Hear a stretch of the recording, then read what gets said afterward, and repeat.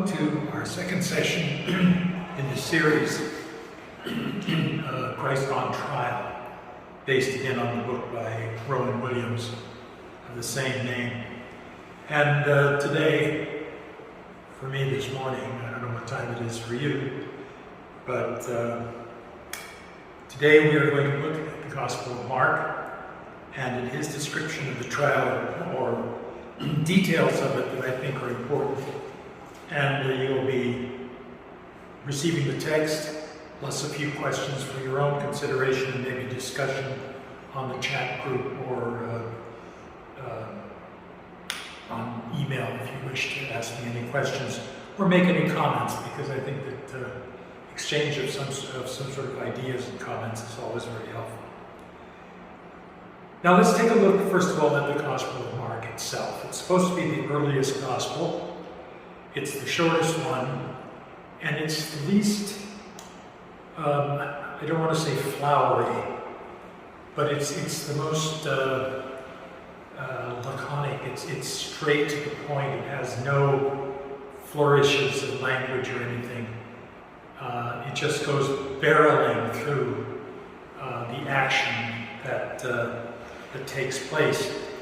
It's vivid drama all the way through. Jesus comes out of nowhere. There's nothing said of his background, no genealogies, nothing. He's just there at the Jordan to get baptized by John the Evangelist. And the action continues from there non-stop. In fact, the word that is most associated with Mark, and every commentator remarks on this, is the word euthus, which means immediately.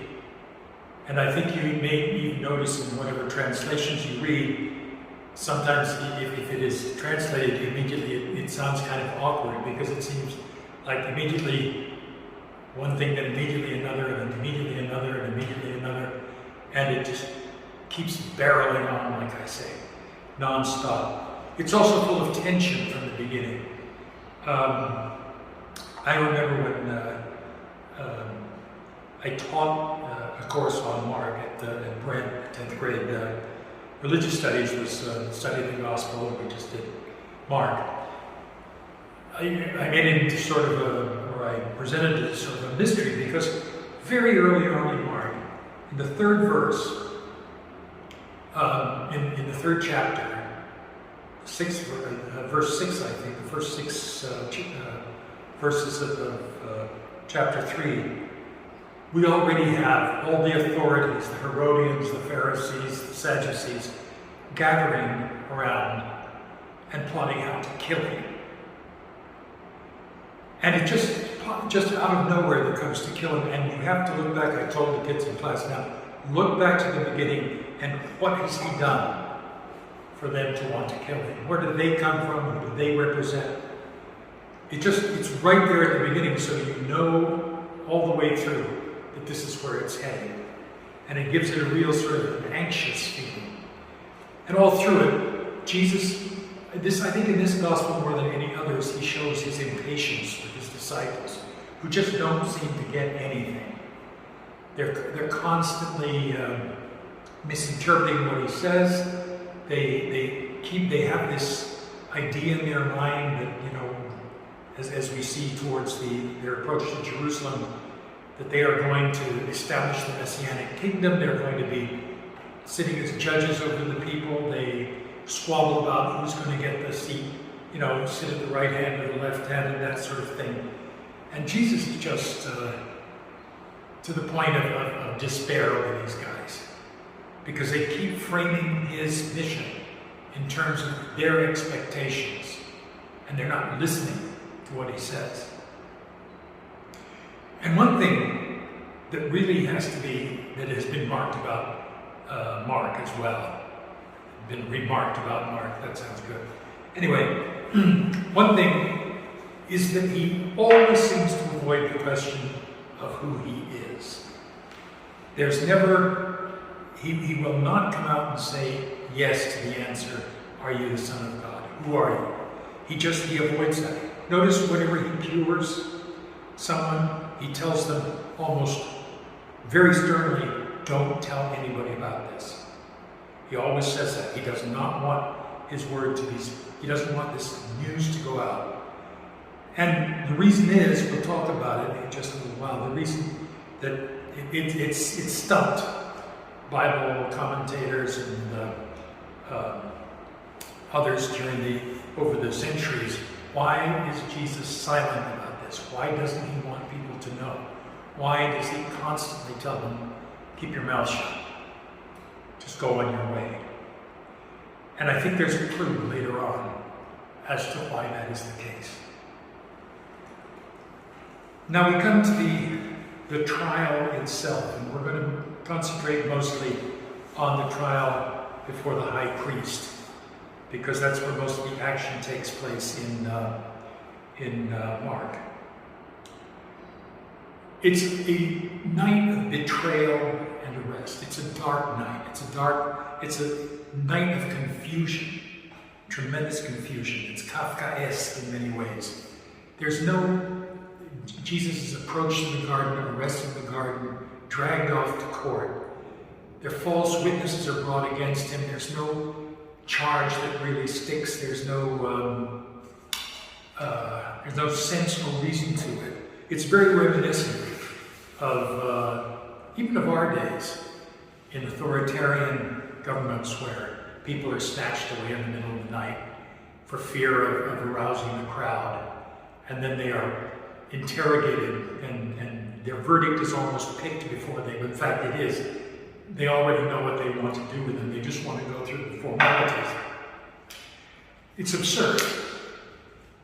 But, like I say, it is the way of the world. And as the false witnesses break down, they can't build the case against him. The high priest is getting more frustrated, and finally, he turns to Jesus and he asks the question, are you the Christ? Are you the Messiah, the Son of God? And Jesus finally breaks his silence. He hasn't said anything at the trial up to this point. And he breaks the silence not only at the trial, but his silence throughout his ministry about who he is. And he says the fateful words, I am, which should alert every Bible reader, because that is the name given to God. I am. And you will see the Son of Man seated at the right hand of the power and coming with clouds out of heaven. Only now, in the middle of the night, in the darkness, when he is standing there, a condemned criminal, man who is going to die, who has been beaten, who has been humiliated, who has no power, only then does he say clearly who he is. And we have to ask ourselves, why? Why is it only now, in these circumstances, that he states very clearly that yes, he is the Christ, he is the Messiah, and that he is to come again? And the answer to that, Rowan Williams suggests, I think this is a very interesting one, is because it is only now that he can speak the truth without that truth being distorted by the language of the world. Because his silence, his reluctance to have people go out and say who he is, what he's done, is because he knows that the moment they say something, they will not be telling the truth. Because none of them understands who he is. And they only finally begin to understand, or it's only possible for them to understand, when all the illusions and the trappings of earthly power, of prestige, of authority, of control have been abandoned. And that he can stand there and say, this is who I am, and this is how I am. And this so completely upsets the judgment of the world, so completely overturns any expectations, that But only at this time and only in this situation can he say who he is and be heard. So that instead of the answer that is expected, I'm coming to establish Israel, everything's going to be fine, he says, no, take it like it is. I am a failed criminal condemned to death, and this is who the Son of God is. This is who God is among you. No one can look at that and hold on to any of the illusions they've had before.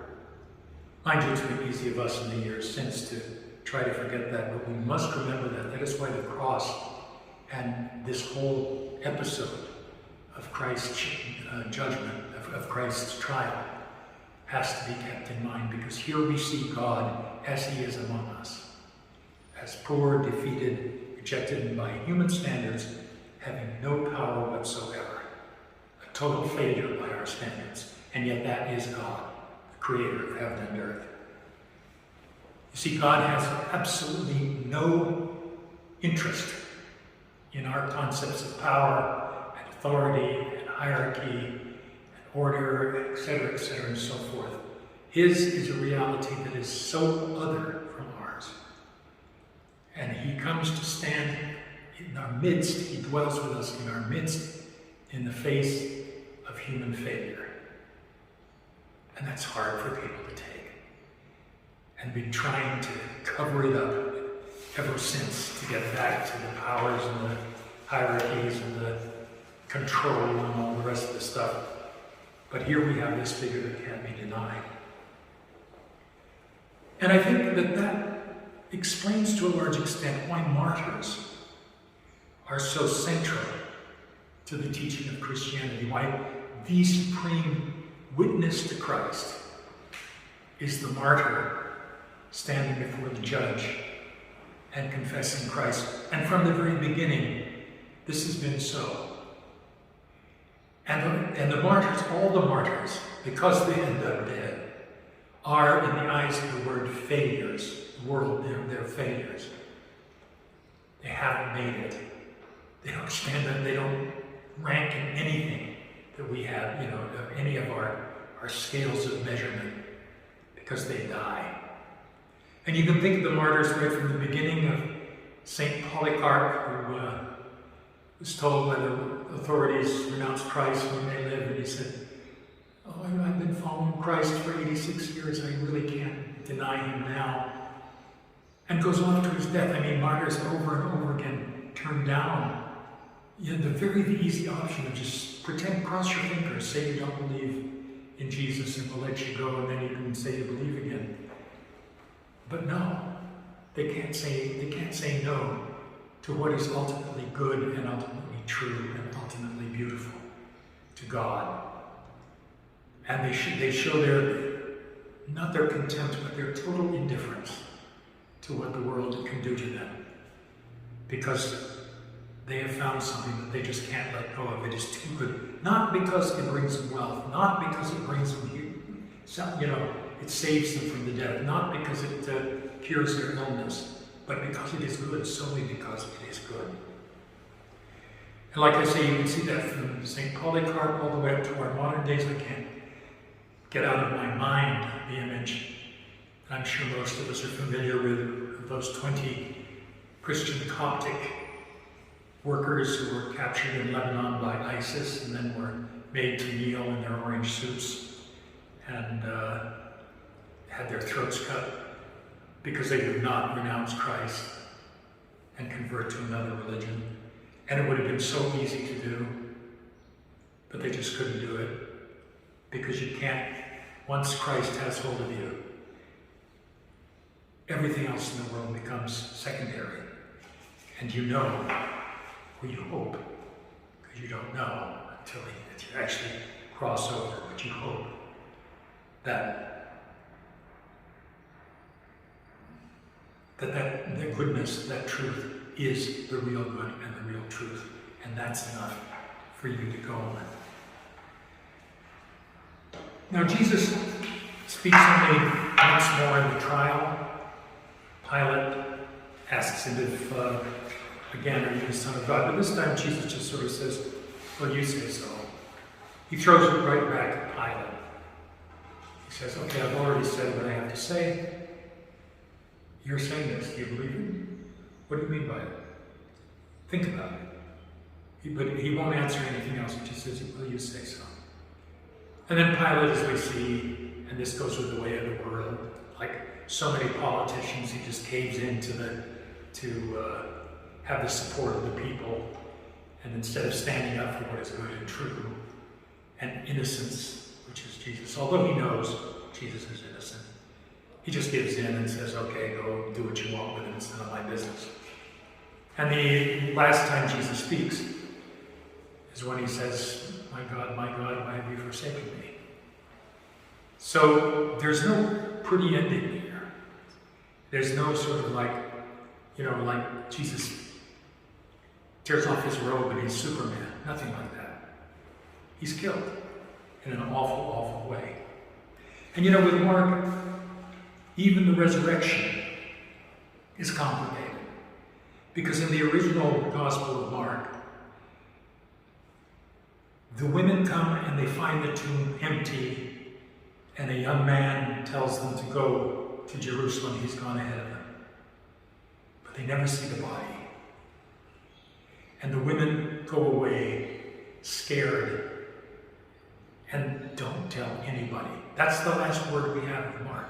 The ending that every commentator agrees that what comes after there was put on later because somebody said, oh, this can't be. We have to have what the other Gospels have.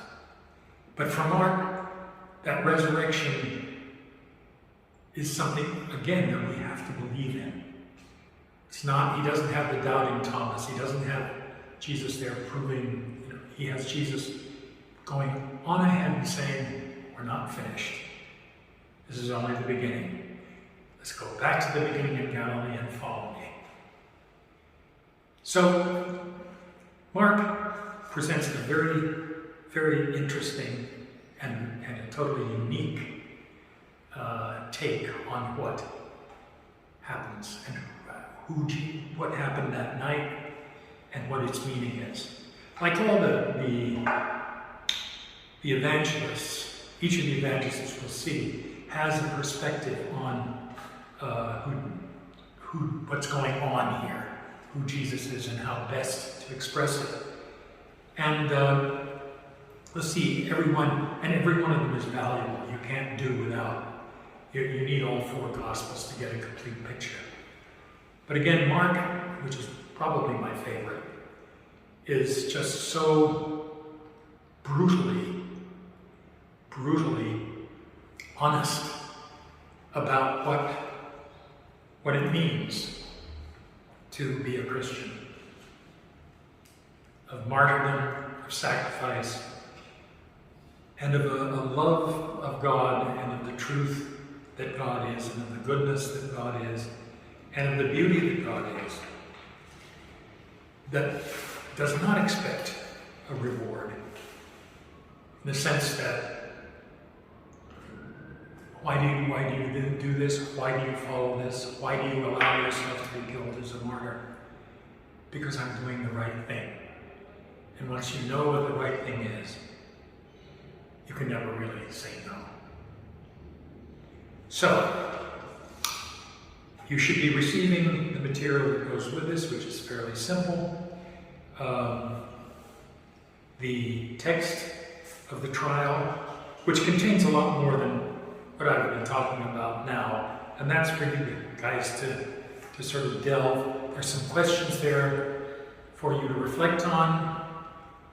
If you can discuss them with others, if we can do it, discuss them online, so much better.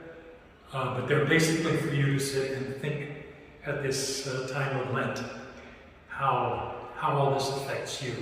Do you hear Christ's voice in the silence? Do you hear him as he truly speaks here, as the Lamb slaughtered? Not as the victorious King, but as he lived among us and died among us. Where do you see that voice today? What role does that voice play in your life? What do you have to do to make sure that at the center of your understanding of Christ, that you worship Him not because of what He can do for you, but because you have no choice. You have seen God among us. You have heard Him speak. And you can no longer ignore Him. Thank you.